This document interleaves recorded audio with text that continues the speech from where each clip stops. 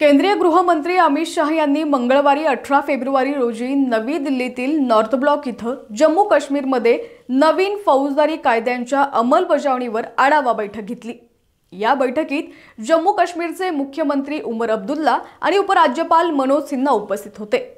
बैठकीत भारतीय न्याय संहिता 2023, भारतीय नागरी सुरक्षा संहिता 2023 आणि भारतीय पुरावा अधिनियम 2023 या 3 नवीन फौजदारी कायद्यांच्या अंमलबजावणीची स्थिती तपासण्यात आली। गृहमंत्री अमित शाह यांनी जम्मू काश्मीर प्रशासनाला एप्रिल 2025 पर्यंत या 3 नवीन फौजदारी कायद्यांची पूर्ण अंमलबजावणी सुनिश्चित करण्याचे निर्देश दिलेत। तसंच तात्काळ न्याय प्रदान करण्यासाठी तंत्रज्ञानाचा अधिकाधिक वापर करण्याचे महत्त्व त्यांनी अधोरेखित केले। नवीन कायद्यांच्या प्रभावी अंमलबजावणीसाठी पोलीस आणि प्रशासनाच्या वर्तनात बदल आवश्यक असल्याचं शाह यांनी यावेळी बोलताना सांगितलं। तसंच नागरिकांमध्ये या कायद्याबद्दल जागरूकता वाढवण्याची गरज त्यांनी व्यक्त केली आहे। जम्मू काश्मीरमध्ये दहशतवादी घटनांमध्ये घट आणि सुरक्षा परिस्थितीमध्ये सुधारणा झाल्यामुळे पोलिसांनी आता नागरिकांच्या अधिकारांच्या संरक्षणाला प्राधान्य द्यावं। त्यांनी अनुपस्थितीत न्यायालयीन प्रक्रियांच्या तरतुदींचा त्वरित वापर करण्याची गरज असल्याचं देखील शाह यांनी सांगितलं। तपास अधिकाऱ्यांचे 100% प्रशिक्षण लवकरात लवकर पूर्ण करण्याचे निर्देशही त्यांनी दिलेत।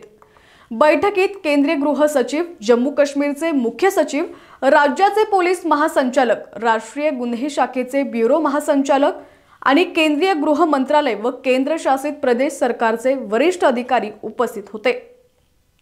दरम्यान याआधी डिसेंबर 2023 मध्ये अमित शाह यांनी सर्व केंद्रशासित प्रदेशांना डिसेंबर 2024 पर्यंत नवीन फौजदारी न्याय कायद्यांच्या अंमलबजावणीसाठी तयार होण्याचे निर्देश दिले होते। या कायद्यांच्या अंमलबजावणीसाठी आवश्यक पायाभूत सुविधा, सॉफ्टवेअर, प्रशिक्षित मनुष्यबळ आणि पूर्णपणे संगणकीकृत न्यायालय उपलब्ध करणं आवश्यक असल्याचं शाह यांनी सांगितलं होतं। नवीन फौजदारी कायद्यांचा मुख्य उद्देश दंडाऐवजी न्याय प्रदान करणं, विलंबाऐवजी त्वरित सुनावणी आणि पीडितांच्या अधिकारांचं संरक्षण सुनिश्चित करणं आहे। या कायद्यांमध्ये महिलांवर आणि मुलांवर होणाऱ्या अत्याचारांवर विशेष लक्ष देण्यात आलं। तसंच मॉब लिचिंग सारख्या गुन्ह्यांसाठी कठोर शिक्षा निर्धारित करण्यात आलेल्या आहेत।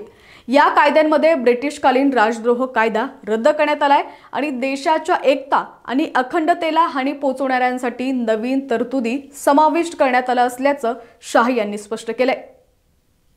बैठकीत अमित शाह यांनी जम्मू काश्मीर प्रशासन आणि सरकारनं कठीण परिस्थितीतही नवीन फौजदारी कायद्यांच्या अंमलबजावणीत केलेल्या समाधारक कार्याचं कौतुक होतंय। तसंच या कायद्यांच्या अंमलबजावणीची प्रगती मुख्यमंत्री, मुख्य सचिव आणि पोलीस महासंचालक यांच्या स्तरावर घेण्याचे निर्देश दिले।